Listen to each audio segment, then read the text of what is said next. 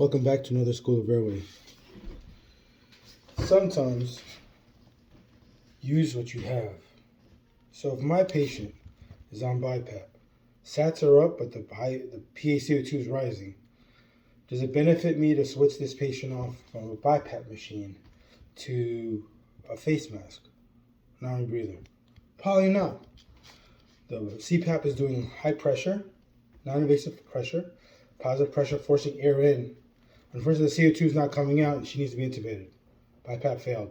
CO gases, ABGs, VBGs are showing that. Not full. She's a full code for now. So, guess what? Do I pre-oxygenate her and put her in a coffin position? No, I keep her at this elevated position. And I get as tall as her, as tall as I can get to possibly intubate her, no? Now, some people will be a little weenie, well, a little shy of intubating someone who weighs 410 pounds and is less than 5'4". Very wide. Her girth prevents her from moving up and down well in the stretcher. The pannus of her legs prevents the girth of her abdomen from moving, interchanging well. And she is a very hard person to move on. So put her in reverse Dunlenberger, pull her up, and use my muscles to get her as high as I can in the stretcher. And I realized I have to get as high as she can. All right. So I had to step on top of the stretcher and be ready for intubation. Now, some people would be afraid of giving RSI meds, so they give just sedation only and see what can happen. But remember, if you only give sedation only, the cords can close on itself and bronchospasm can happen. And you're not able to put the tube through. All right. So I thought it was a difficult intubation. I couldn't find a acute angled blade, but I found a standard geometric glide scope blade.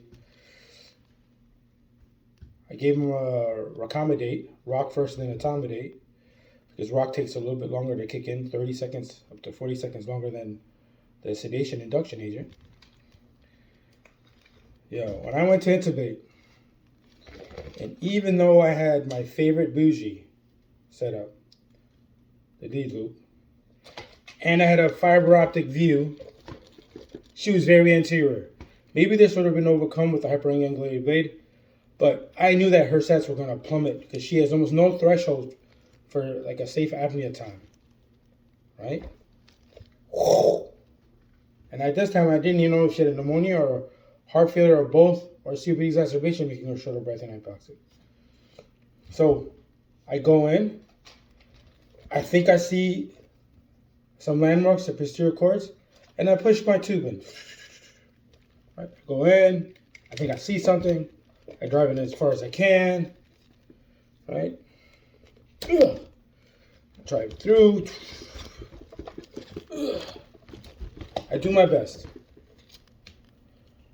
And then when you put the colorimetric capnometer on, the colorimetric one, because the quantitative was not available, go to bag. Uh-oh. Plastic is inhibiting me. Disconnect. Try to bag. Her sats plummet to 33%.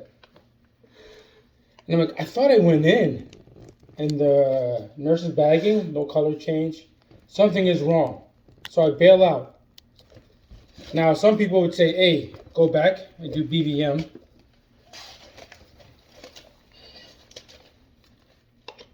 Right? But I know one thing, in my experience, when it was already hard to get her sats up on a BiPAP machine, and you're going low budget BiPAP, like with a PEEP valve on a BVM, I knew I had to save her life by putting something that probably would save her life. Use the lube that was already provided, or her own lube in her mouth, and you drive this in. You drive this thing as far as you can. And when you drive it in as far as you can till there's resistance, and then you connect the end tidal, and then you bag, and guess what happens? She gets an end tidal CO2.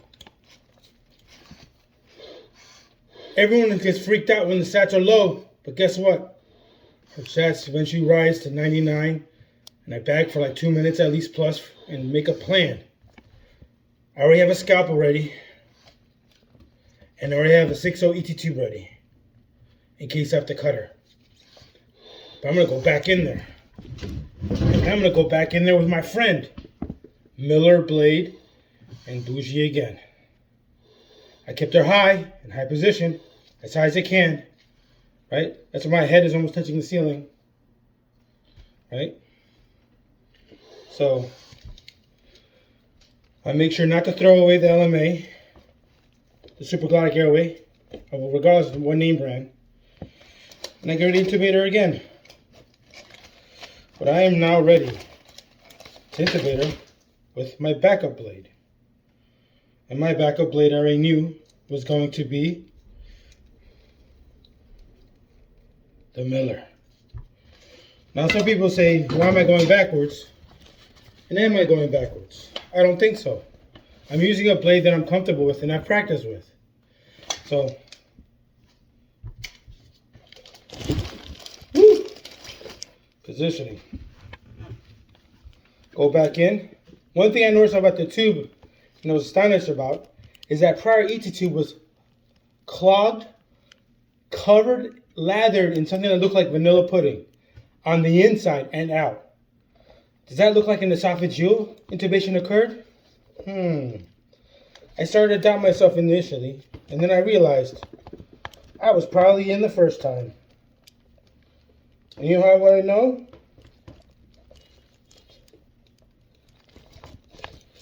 The same stuff that I saw on that ET tube was here as well.